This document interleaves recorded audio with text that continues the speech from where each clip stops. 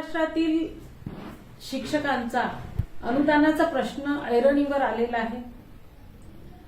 आपण बघतो आहे की कितीतरी शिक्षक आत्महत्या करतात आहे, कितीतरी शिक्षक हृदयविकाराच्या झटक्याने मृत्यू पावत आहे।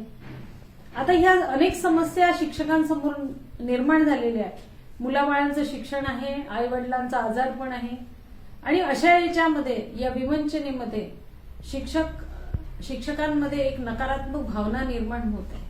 शासनाने खरंच यांना दरवर्षी तरी टप्पा द्यायला पाहिजे, पण तसं होताना दिसत नाही आणि म्हणून या समस्या सगळ्या उद्भवत आहेत। मी काल आझाद मैदान मुंबई इथे शिक्षण समन्वय संघाचं आंदोलन सुरू आहे बघायला गेली आणि भेट द्यायला गेली, तेव्हा बघितलं की खंडेराव जगदाळे सर अनेक वर्षापासून अनवाणी पायाने आपल्या अनुदानासाठी त्यांनी संकल्पच तसा केलाय की 100% अनुदान मिळेल तेव्हा मी चप्पल घालेल।